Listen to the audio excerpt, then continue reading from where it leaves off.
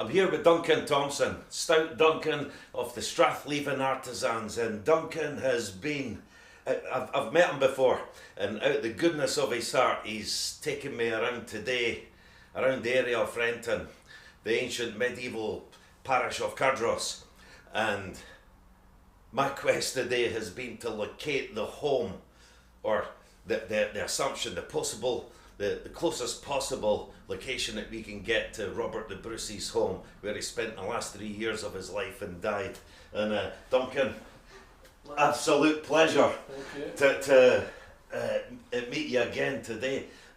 What a phenomenal day. It's great. It was fantastic, mate. Great meeting you, great knowing you, all the stuff that you're doing. Well done. Just completely amazing when we walked down to the River Leven there and we read about the last years of Bruce's life, that he bought this hunting lodge from Malcolm, Earl of Lennox, and he had to purchase these lands as well, and he indulged in his passion of hawking and hunting, sailing, and sailing as well, and right on the River Leven. Tell me about that. You spoke to me earlier on about how the went about the sport, the birds of prey. The first mentions that you've got of Robert the Bruce being in Renton and in this area is they're talking about a hunting and hawking party with Malcolm Earl of Lennox and Robert Bruce's grandfather, Robert the Competitor, and they mention in this document that the competitor's oldest grandson's with him, which is Robert the Bruce. So he's here when he's 12 years of age. There's a couple other wee times where he's mentioned, but it's a very popular area for hunting heron, grey heron. And the sport was for your hawk not to kill the heron, but to tap the heron in the back and make it land on the ground, and the person who done that the quickest won the bet. It was for a bit of gambling, They liked their gambling, because even where I'm from, when he was hunting the Pentland Hills with the St Clair, we've got the story of his dogs chasing the deer and getting to the deer before it crosses the burn. So it's a lot. It was life skills, all this hunting and all that stuff, but they made it very interesting with wagers and different bets and all that. But it's a beautiful area. This, if you look at this area here, the descriptions of Robert the Bruce's manor house are 3/4 of a mile up the River Leven, above high tide mark, between two burns. Now that takes you to Dalmoke, the farmland and the area at Dalmoke there. We found some foundations in 2008-9. An archaeologist, Fiona Baker, found 14th century foundations when we were building new houses. Or preparing the land for new houses, and she phoned me up and we went down and we managed to save some of this lime mortar, which we've got in the cabinet here. It was dated at Cardross, the lime centre, the next year, as being 14th or 15th century lime mortar from a chapel or cathedral of that period. And we know that the only chapel that was ever built there was at the very end of Robert the Bruce's manor house. He had bought the manor house, he extended it by a 100-foot great hall, he built a Queen's chamber and a chapel royal in chancery at the very end of it. And that's the only markings on maps or anything that says that there's a chapel there. It's Robert Bruce's manor house, That's incredible. That is incredible. Definitely, It was put through Parliament no long after it was dated as being the most significant archaeological find in Scotland in 700 years, and it had a 17 signed document for the Parliament saying that cross-party document saying that it was the most significant in Scotland. So absolutely brilliant. We just need an archaeologist now to come and do a real thing. They're building houses as we speak at this moment, close to the area where we found it. So when I'm walking through that place today, to get a real sense of place of what's going on, you're actually, as Stout Duncan put it, you're walking where a king once stood. and where he felt most at home, and what's beneath my feet, what's under the mounds there of Bruce's house, straight onto the River Leven. And Bruce went up the Leven and to the Clyde and sailed to Tarbert and back. So he had a great love for all that. That was absolutely fascinating exploring that area. And what was also fascinating to me was spoke about when we were at St Serfs in Leven Grove Park. Yeah. How Bruce had great penance for things that had occurred in his life, and he dedicated a lot of heartfelt thanks and gratuity to religious establishments and penance for what he'd done. And tell me about that. The Lust Chapel, which is a few miles up the road in Loch Lomond there, he got a 3-mile sanctuary on Lust Chapel, and he spent a lot of money. The documentation that they found in St Serfs and Dumbarton was by a guy called Stuart Smith, who was a local historian, and Stuart discovered that these letters, charters, which said £20 to be paid per annum to the monks at St Serfs and Leven Grove for perpetual prayers for the king's viscera there buried. Wow. So when he discovered that, he went to Historic Scotland, where it took him quite a while to get him to pay any attention. Paid a wee bit more attention when he asked Lord Elgin to help him, and within 3 months it was a national monument and changed the course of Scottish history. Yeah. Phenomenal. Yep.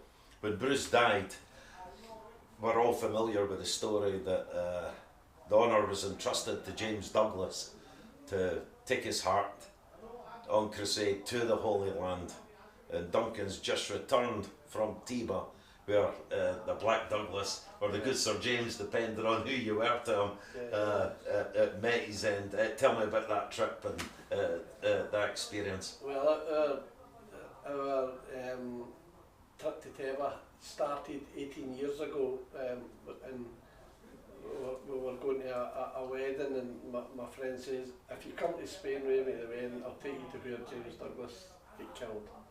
And it was a way like a shot, I couldn't go quick enough.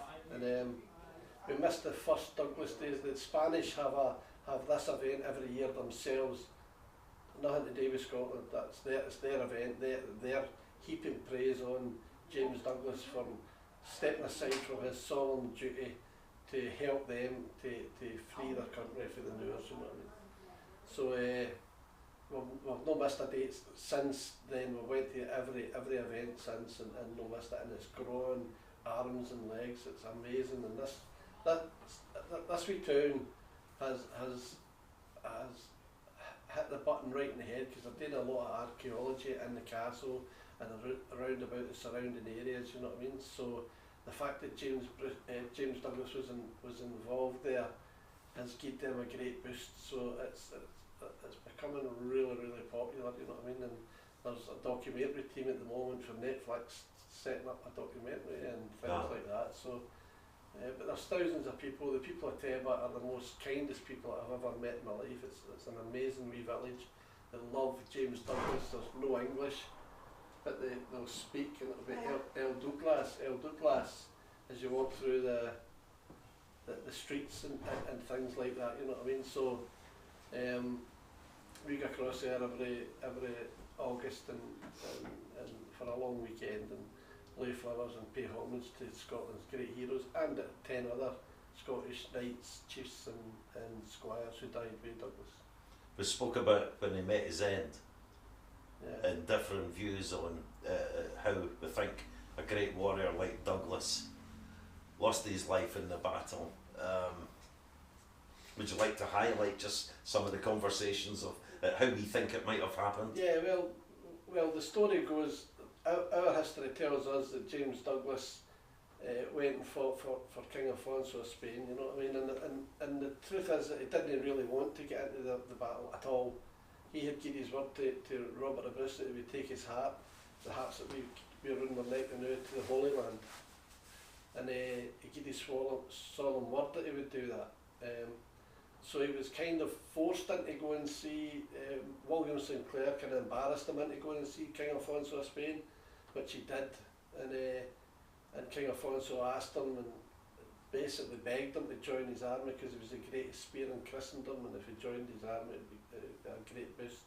And James Douglas says no, and he's like, please, you know, my army will love if you join. No, he says, no, I'm going to go to the Holy Land with my king's hat, which he'd had round his neck for a year, the year since the king died, in a silver casket.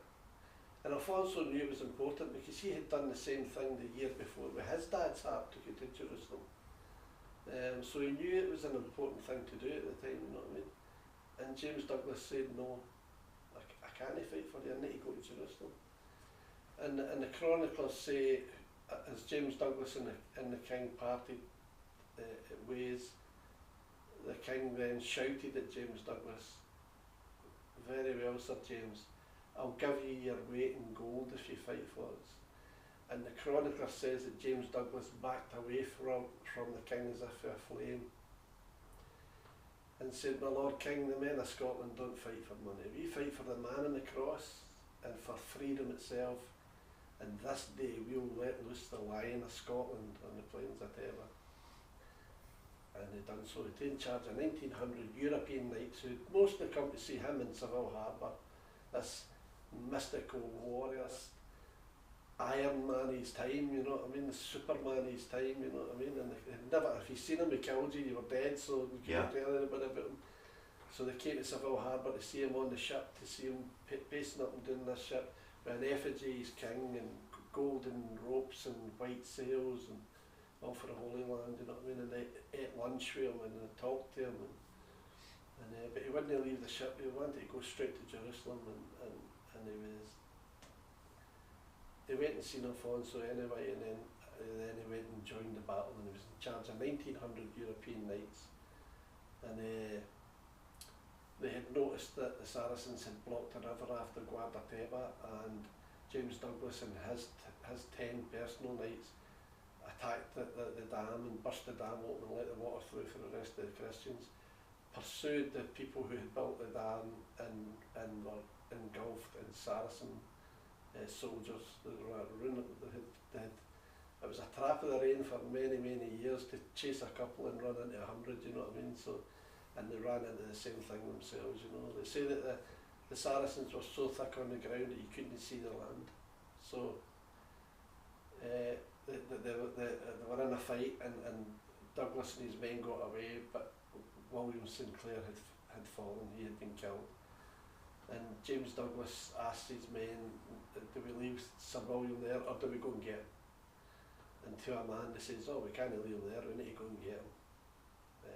Probably knowing full well what the consequences of that was, you know. So that's where the windmilling and the throwing of the Bruce hat comes from. James Douglas throwing the hat into the Saracens and shouting, lead brave heart as thou have oft times done, and we shall follow. And crashed in. The Saracens say that it was an extended period of time before a Saracen sword could lay a blow on them, but eventually they were overpowered and killed. Now our story is that Robert Keith rides in with the next wave of knights, pushes the Saracens away and turns James Douglas's dead body over, and he's got the king's hat back in his hands again, you know what I mean. But Robert Keith wasn't in the battle. Robert Keith had a broken arm with the storm, and it's a lovely, great mythical story, you know what I mean, but that's not what happened. Our historian Stuart Smith wrote away to Morocco and asked the Saracens what their interpretation of the battle was, and everything that was said by the Spanish was chronicled by them as well, including the windmill and the hat and the throwing of the hat. But there was no rescue, that was it, they were dead. And when their heralder went down and was counting the bodies, it was worth a ransom, worth saving. He noticed that he'd killed Sir James Douglas, and he sent word to Osmond that they had killed James Douglas, and he was so horrified at such news that he removed both his armies. There was an army fighting King Alfonso of Spain at the time, and another second one fighting these 1900 European knights, and he removed these two armies from the battlefield, blew horns to tell them to leave the battlefield. He sent his personal bodyguard down, his bodyguard, to carry the body of James Douglas back to King Alfonso of Spain and apologise for killing such a warrior. Had they known that James Douglas was in that battlefield, they would never have killed him. They then asked to take care of the bodies of the 10 people who were killed beside James Douglas, and they were granted permission to do that, and they took James Douglas and his men and they prepared the bodies for the journey home and returned them back to King Alfonso of Spain, and the bones in their own colours and on their own shields. They had embalmed the heart of James Douglas, the same as Robert the Bruce's, and returned both hearts to King Alfonso of Spain. And Robert Keith and the Lockharts had taken the bodies back home again. Yeah. Incredible. Incredible. What a story. What a story. Beautiful story. Maybe someday we'll go out there together. Definitely. Duncan. Come next year. Absolute pleasure, sir. Okay. Thank you. Thanks. Thank you.